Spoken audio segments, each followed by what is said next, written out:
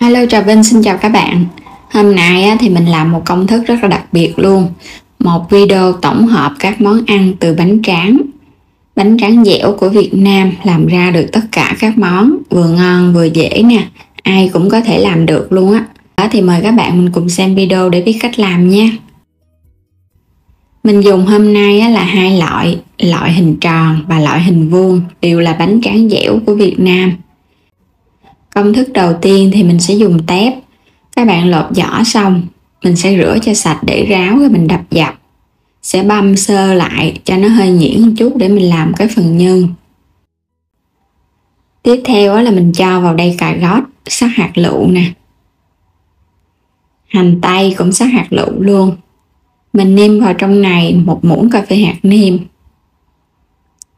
Thêm chút xíu tiêu xay. Và các bạn trộn đều lên. Phần nhân này là mình làm há cảo ha.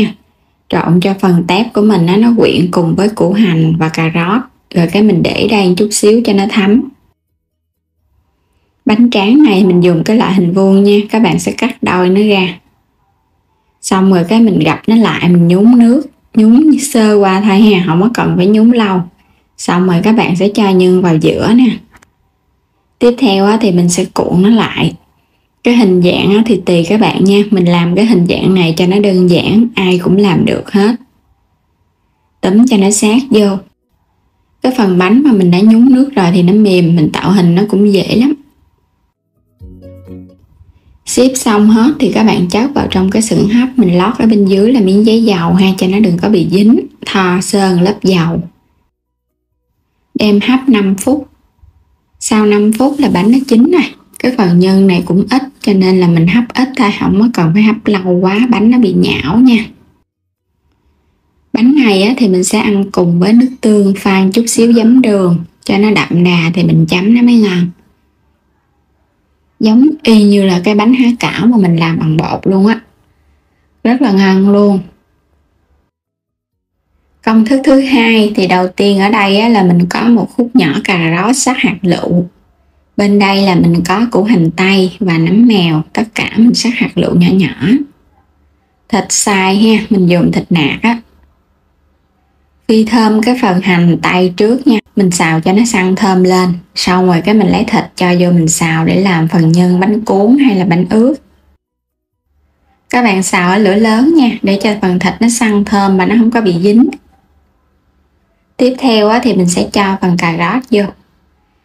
Mình xào cho cà rốt nó chín nha. Chín sơ thôi, không có cần phải chín kỹ đâu. Rồi cho nấm mèo vô, tại vì chút mình còn hấp lại. Nêm vào trong này đường, hạt nêm, tiêu xay. Cuối cùng là trộn đều lên. Rồi cái mình tắt bếp được rồi. Mình sẽ nhúng cái bánh tráng vào trong nước. Nhúng sơ qua các bạn sẽ dỡ lên liền ha, không cần nhúng lâu đâu. Cho bánh tráng nó dẻo mềm. Rồi cái mình cho nhân vào giữa nè. Bây giờ thì mình sẽ túm nó lại để mình xếp giống như là cái hình vuông vậy đó. Bánh ướt hay là bánh cuốn có nhiều cái hình dạng khác nhau, tùy các bạn xếp nha. Mình xếp gặp lại vậy nè, cho nó phủ đều phần nhân.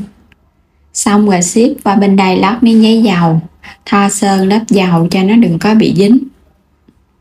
Cũng tiếp theo mình làm thêm một cái hình dạng mới nữa nha, cũng dùng cái bánh tráng tròn. Các bạn cũng cho nhân vào giữa nè, thêm chút xíu bắp cải. Mình sẽ túm nó lại giống như là cái bánh túm của miền Tây, túm tròn đều để nó ra cái hình dạng bánh túm đẹp và nó đều nha. Tiếp theo là cái bánh hình vuông. Mình cũng cho nhân vào giữa nha. Nhưng mỏng thôi, không có cần dày, tại vì bánh tráng của mình rất là mỏng. Mình sẽ xếp nó lại y như cái bánh cuốn vậy đó. Bánh ướt ha. Cái bánh ướt thì mình túm hai đầu. Rồi túm sát vô. Làm xong thì các bạn xếp nó vô nha. Mình cũng phải quét một lớp dầu mỏng để cho bánh nó không có bị dính vào nhau. Xếp vô hết. Có dầu một chút mình hấp lên bánh nó cũng bóng nữa. Rồi các bạn quét đều hết những cái bánh còn lại rồi mình đem đi hấp. Mình cũng hấp 5 phút với lửa vừa thôi là bánh nó chín. Sau 5 phút là được rồi nha. Phần nhân mình cũng chín sẵn, bánh tráng các bạn đừng có hấp lâu nó bị mềm không ngon. Bánh cuốn, bánh ướt hay là bánh túm mình sẽ ăn cùng nước mắm chua ngọt, giống như là các bạn làm bánh ướt chảo hay là bánh ướt bằng khuôn. Rất là ngon ha, nhìn giống y như mình làm bằng bột vậy đó. Chỉ với bánh tráng mà ra rất là nhiều loại bánh khác nhau. Mình có ăn kèm với trứng luộc để cho nó ngon nè. Một công thức tiếp theo thì mình có cà rốt bào sợi. Bên đây là bắp cải mình cắt nhỏ, có hai loại ha, bắp cải trắng và bắp cải tím. Cũng là thịt nạc xay ra, hành tím và tỏi băm. Phi thơm phần hành tỏi trước nha, cho nó săn thơm lên. Các bạn sẽ cho thịt vô xào. Mỗi một công thức thì mình sẽ làm khác nhau á, tùy các bạn lựa chọn nha. Thịt nó đã săn thơm rồi, bây giờ các bạn sẽ cho lần lượt cái phần bắp cải và cà rốt vô nè. Cho vô mình xào hết luôn. Phần nhân này á, thì mình xào cho nó giòn giòn. Xào sơ qua cho nó xẹo lại bớt đi rồi cái mình hãy nêm gia vị vô. Nêm vào đây hạt nêm nè. Trộn sơ cái. Không có cần phải nêm cho nó đậm quá nha, mình chỉ nêm hơi hơi thôi là tắt bếp. Bánh tráng mình cũng nhúng nước sơ qua. Rồi bây giờ các bạn sẽ bắt đầu cuốn nó nha. Mình cho phần nhân vô nè, dàn cho nó mỏng mỏng ra. Rồi các bạn có thêm tép luộc á, mình cho vô, cuộn nó lại để có được cái bánh cuốn tôm thịt vừa ngon vừa dễ. Công thức này mình không có dùng bún, cũng không cần rau cải. Các bạn làm thử nha, ăn ngon lắm á. Chấm cùng là nước mắm chua ngọt, cho thêm chút xíu tương xay vô, trộn lên cho nó thơm. Một ít đậu phộng rang. Một món bánh cuốn hay là gỏi cuốn theo cái kiểu mới. Bây giờ mời các bạn cùng thử với mình nha. Rất là ngon luôn á. Phần bắp cải thì nó giòn giòn nè, có thêm tôm nữa, mình chấm vô nước mắm hấp dẫn lắm. Rồi một công thức tiếp theo nữa, mình có đậu xanh nấu chín. Đây là dừa rám nạo. Mình cho vào đây đường ha, để mình làm bánh cuốn ngọt á, dằn thêm chút muối. Rồi bây giờ các bạn sẽ bắt lên trên bếp, mình sên cái phần nhân này cho nó chín. Mình xào lửa dừa cho nó chín từ từ thì nó không có bị khét. Tiếp theo là đậu phộng rang, mình giã cho nó dập ra hoặc là mè rang cũng được. Xào sơ lại cho nó ráo một chút nữa được rồi. Cũng là nhúng nước cái bánh tráng trước nha, xong rồi các bạn hãy cho nhân vô. Mình túm hai cái đầu lại cho phần nhân nó đừng có bị rớt ra, nó gọn gàng hơn. Cuốn lại. Bánh cuốn ngọt đã sẵn sàng rồi nè. Thích ăn ngọt đó thì mình làm kiểu này nha. Ăn vậy đó là ngon rồi. Vừa ngọt vừa béo nè. Đậu xanh thì bùi bùi, bánh tráng thì dẻo dẻo. Ăn ngon lắm các bạn, đơn giản mà ăn ngon. Các bạn thử nha. Công thức tiếp theo là bánh tráng nướng, thì mình có một cái trứng đánh tan ra. Bánh tráng thì các bạn cho vào chảo, mình quét sơ một lớp bơ. Có bơ thì cái bánh của mình nó thấm và nó thơm nữa. Rồi hãy quét một lớp trứng lên trên. Quét đều lớp trứng cho cái bánh nó giòn nha. Rồi bây giờ mình lấy thịt mình cho vô. Phần thịt này là mình xào thơm lên nè, cho nó chín sơn cái. Lạp xưởng các bạn cũng chiên ra. Cái phần topping thì tùy mình nha. Có thể cho lạp xưởng hay là xúc xích hay là chả lụa gì đó. Kết hợp thêm là con ruốc sấy chín, hành lá sắc nhỏ. Rồi mình đậy nắp để lửa nhỏ nha. Khi mà các bạn thấy cái phần hành nó dịu lại á, là bánh tráng nó cũng chín giòn rồi. Bây giờ mình sẽ lấy nó ra luôn ha. Một miếng bánh tráng nướng đầy đủ màu sắc, ăn kèm tương ớt, mayonnaise. Mình làm cái miếng này cũng to nè, mình ăn no luôn á. Nếu mà thích ăn thêm thì các bạn làm 2 miếng nha. Bây giờ mời các bạn cùng thử nha. Giòn rụm, thơm phức. Có thêm lạp xưởng á, ăn nó ngọt ngọt và nó thơm đặc biệt hơn so với mình ăn xúc xích á. Một công thức tiếp theo là mình có củ sắn nha. Sắc cắt mỏng ra, xong rồi cái cắt sợi lại. Các bạn cũng cắt hạt lựu nhỏ nhỏ.